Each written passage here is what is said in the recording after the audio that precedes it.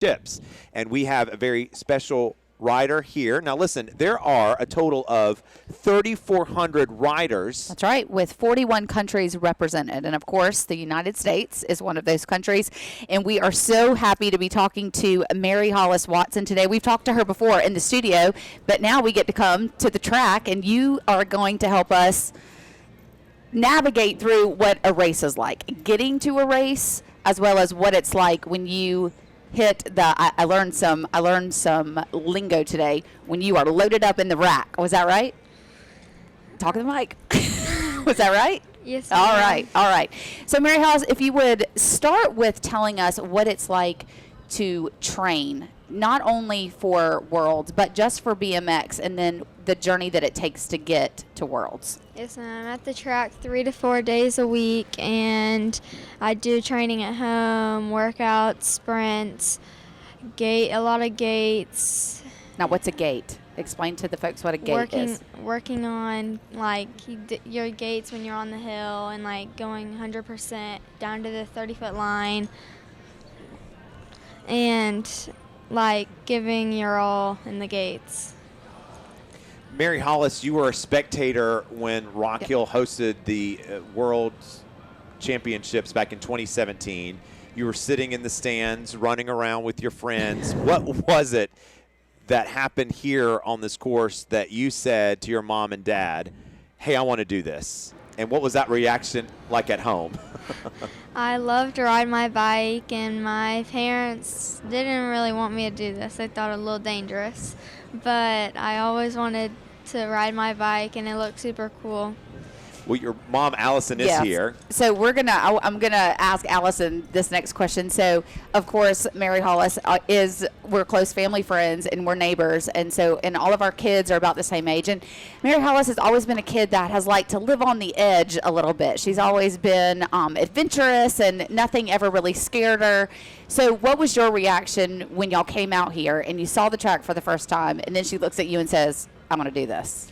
So yes, my heart raced a little, and I looked at her and told her that she was 5 years old, and that she would have to wait until she was 6, that I didn't think you could do this until you were 6, thinking that would deter her from thinking that she could really get out here. And there are 3-year-olds that get out here. So once she figured that out, she was not happy with us.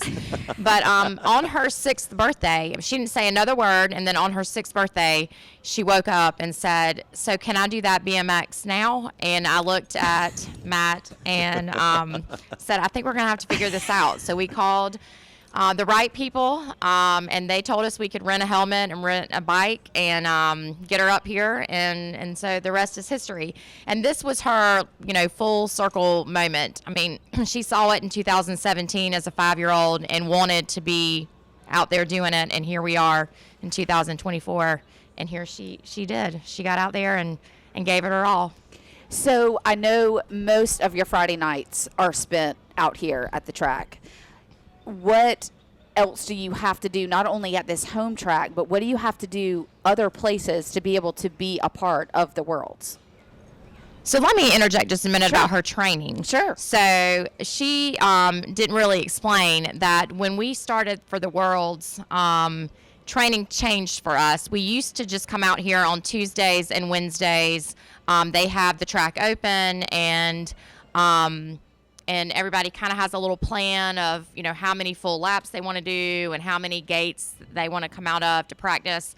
But we started a full-on Worlds regiment where it was Monday through Sunday with maybe a rest day one of the days within the week. And we had plyometrics. She was doing push-ups, sit-ups, running laps in our neighborhood. Now you're speaking Lucas's language. I know, yes. So I don't think she gives herself credit for all the things that she did to get to this point, to try to get better and to make herself be able to compete at this level. Well, you brought up a good point. Not only is she having to do the work on the bike, she's doing just as much work off the bike. Oh, yes. And that's interesting to look at it, because it is a sport like football, baseball, basketball. There's training of the sport, and there's training off the sport. All right, so we'll go back to you, Mary Hollis. So you competed on Team USA. You were decked out this morning in your school uniform, but your fingernails are still red, white, and blue with a star on the red. What was it like to be part of the Team USA picture, to walk out here to represent your country in front of your hometown? It felt really cool just to have the opportunity and the chance to get to represent Team USA on my home track in my home country, and I feel like I definitely did way better with all the support with all my friends and family. And how did your racing go this week? I made it out of the first rounds, made it to eights, which is like it's like quarters and semis, like where you have to like transfer. You have to make top 4 to make it to the next round. So I made it out of eights to quarters, and I didn't make it from quarters to semis. But I do want to mention that you raced on Tuesday. Is that right? It was Tuesday, right? Yeah, today's Friday. That crazy weather day. It was that crazy weather day. And, of course, we know that the track is built for all the rain. Have you ever had a lot of practice in those kind of conditions, or was this just, hey, do or die at this point? You got to come out and do your best? There's definitely some Friday night races, some locals, some practices where the track is wet, the track is raining, but it all prepares me for the big races that it's going to end up being rain or cloudy. And I feel that when it rains, I feel like I do better on the track because everyone backs out and I don't. Okay, well, there you go. And that's what it takes, right? Determination. And you've always had that. That's a boss move right there, Mary Hollis. That's the ultimate girl flex. I like that. That's a scary moment for Mom. Yeah.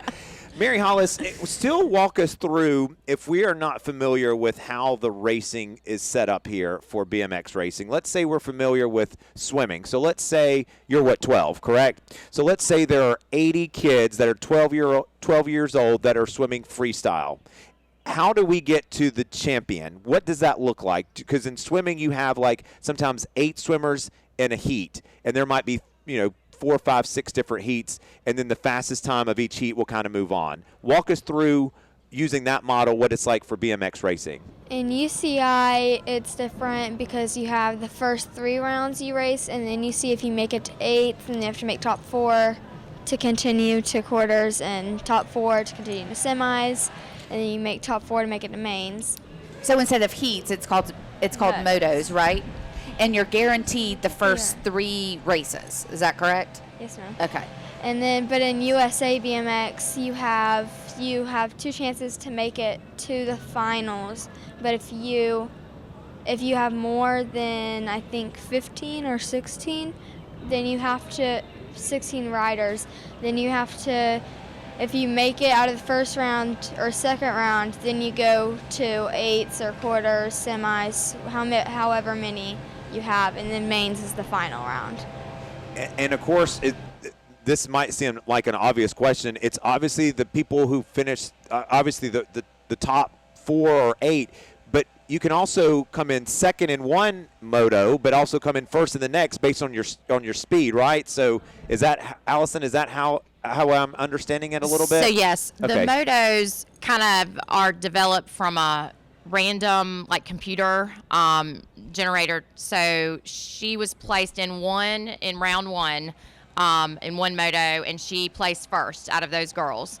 And then round 2 in this kind of preheat where they seed her afterwards. She gets 3 moto races.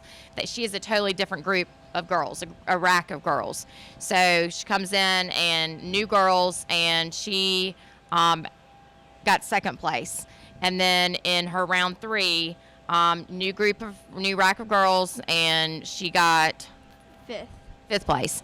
And so then after that, they seed them on their points, and if there are any ties, they will go back and look at her track time. And they have a transpondent on her My bike. the front wheel that corresponds with times. Gotcha. Fork. I don't know all the lingo. You're good. But so on a normal Friday night, we come out here, we register, and they develop these motos, and she'll be placed with local friends that we know, and then sometimes some outside people come in to race. But we dropped her off in this pit over here with her helmet bag, with her cooler, and we kind of have to leave her. So she doesn't have a phone yet, so we had to give her a phone, and that's the only way that we kind of are really allowed to communicate with her the entire day of racing. So even after these motos, we would call and tell her great job, and we can see her on the course and the track and wave at her and give her a thumbs up, but it's not really the same as when you see her on a Friday night race. So they have it working like a well-oiled machine out here, but also for parents, I mean, you are trusting them to be with coaches and all of that. Well, Mary Hollis Watson, we are super proud of you. Super proud. I think you're ranked 18th in the world? Is Yes, that sir. correct? In Yes, your sir. 12-year-old division? That's super impressive considering you were a spectator at 5 years old back in 2017, and you made it a reality to compete on Team USA many years later in 2024. Yeah. So job well done. Please keep it up. And we know we're going to see you back. Yeah, that's Yes, going to sir. be Thank great. y'all for all the support. Oh, of course. All right. Well, again, Mary Hollis Watson, just one of the many local BMX riders that are part of the UCI BMX Racing World Championships.